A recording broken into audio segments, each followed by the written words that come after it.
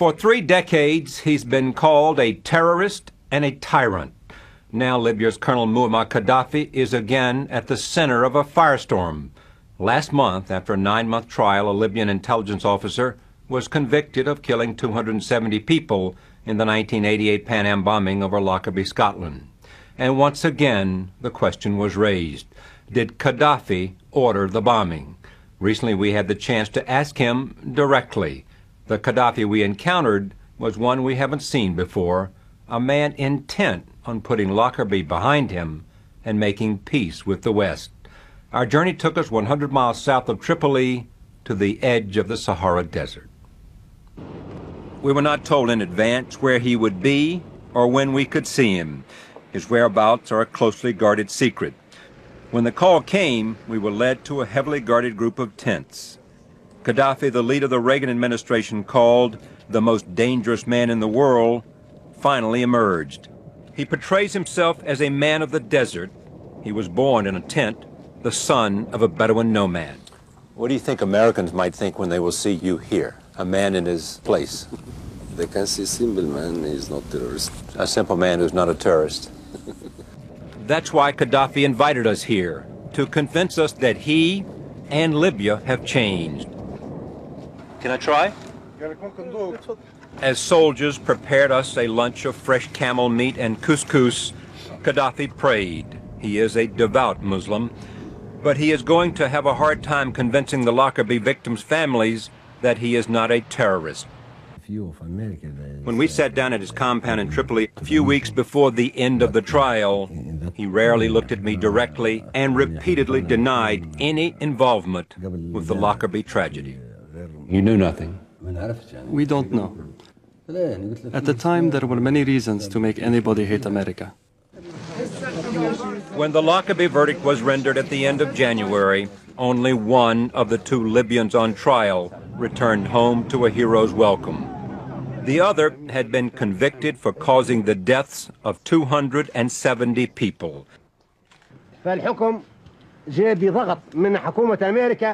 responded with a tirade against America, playing to a domestic audience that has suffered under years of U.S. sanctions imposed because he had refused to turn over the suspects for trial in America.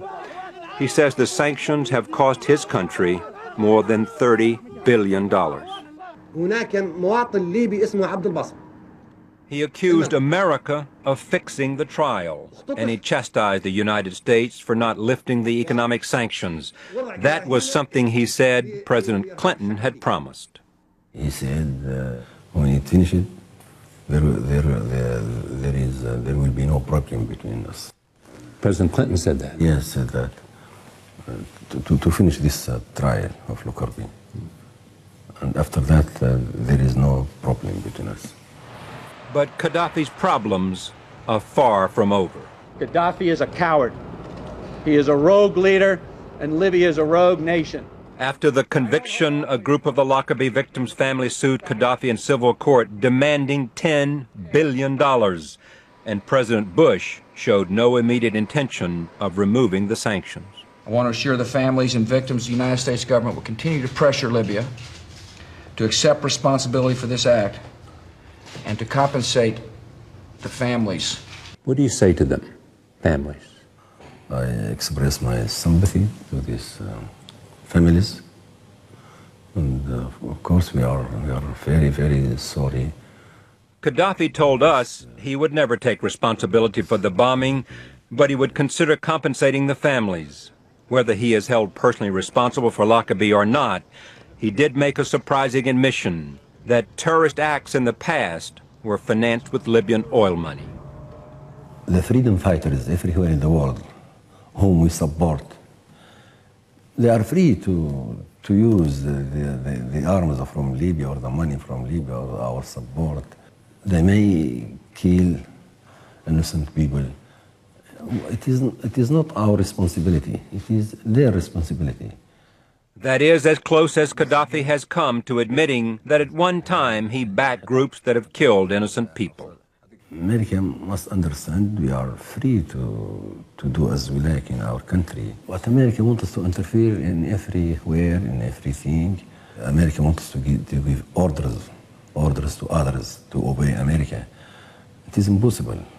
We have to resist this. Since he took power in 1969, Colonel Qaddafi fostered a reputation as an unpredictable rabble-rouser and became America's loudest critic in the Middle East. Tensions with the United States came to a head in 1986 when Qaddafi was blamed for bombing this West Berlin disco. 2 American servicemen were killed. This mad dog of the Middle East has a goal of a world revolution. Muslim. Although no link to Qaddafi or Libya was ever proven, President Ronald Reagan ordered U.S. warplanes to launch laser-guided smart bombs on Libya. It marked the first time the U.S. attacked another country to discourage terrorism. Did you think you would die that night? Of course. Of course. 32 aircraft concentrated on bombing my house. 2 of his sons were wounded, and it was reported that his 15-month-old adopted daughter was killed. Qaddafi was not physically hurt, but the attack affected him dramatically, according to Milton Vierst, an author who has followed Qaddafi for years. He talks about his daughter who was killed in one of those bombings. My judgment, seeing him talk about her, is that he was profoundly wounded by this event, and he has not recovered from it. Wounded in what way? I mean, personally, psychologically, he remembers this child. And he still seems bitter. It embodies the injustice and the cruelty of a man who is a tyrant. To kill a baby when she's asleep. Is this courage? Is this Christianity? Is this defense of freedom? This is America. In that time, anyhow. Is there any connection between those bombs that came that night and those bombs that exploded that plane over Lockerbie, Scotland? As I stated, we had nothing to do with it. He said that before a Scottish court found the Libyan intelligence officer guilty. Nevertheless, Qaddafi insists things have changed. While Libya remains on the list of countries that sponsor terrorism, the State Department says Qaddafi has not been implicated in terrorist activity for several years.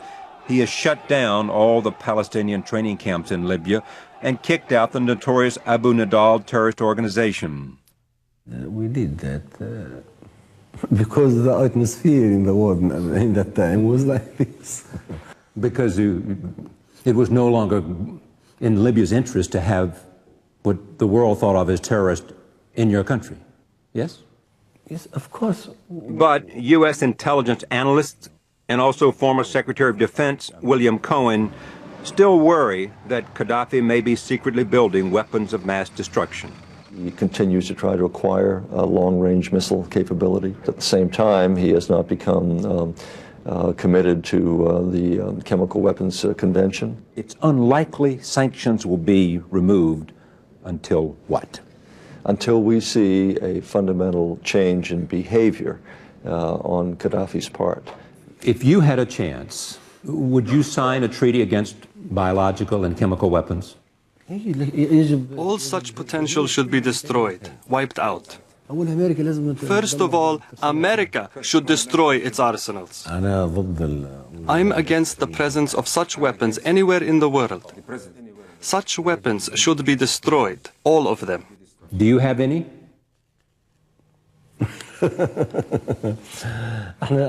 On the contrary, I just want to caution against such dangers. We should protect the world from such evil. For several years, Qaddafi has been doing everything he can to change his image, from flamboyant provocateur to mature statesman trying to lead his country out of economic sanctions and into a new era of global business. Qaddafi still has complete control of Libya, but there is plenty of evidence of Western influence. Half of Libya's 6 million people are under 18, listening to American hip-hop and wearing Italian clothes. Rules of censorship have been eased. Internet cafes are sprouting in every neighborhood, and satellite dishes beam news and the latest American movies into just about every home. And bucking Muslim traditions, Qaddafi encourages women to be less subservient to men. He founded the first female military school in Tripoli, and more women than men graduate from Libyan universities. And on the international stage, Qaddafi wants to play peacemaker. When war broke out in Uganda, the Congo, Ethiopia, and Eritrea, Qaddafi negotiated ceasefires, part of his long-held dream of creating a unified continent called the United States of Africa.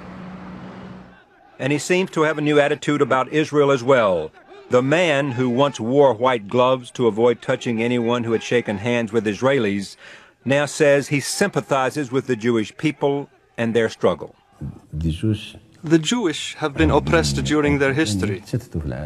They have been dispersed all over the world. As a matter of fact, as a people, they have been persecuted greatly. As a revolutionary man, I must support the oppressed people. What surprises me is that he is speaking rationally about Israel at all, because up until very recently, at the snap of a finger, he would go off in an anti-Israeli tirade. I can't imagine that he is prepared to change his mind about Israel, but if he is, I'd be delighted. I'm a little skeptical of that one. Your father? Muammar Qaddafi turns 60 next year, and maybe he's mellowing. He does seem committed to bringing Libya out of 3 decades of isolation. But in the wake of the Lockerbie decision, that goal will be much harder to achieve. Meantime, he will continue trying to reshape his image. Last time we saw him, the lion of the desert was sniffing roses.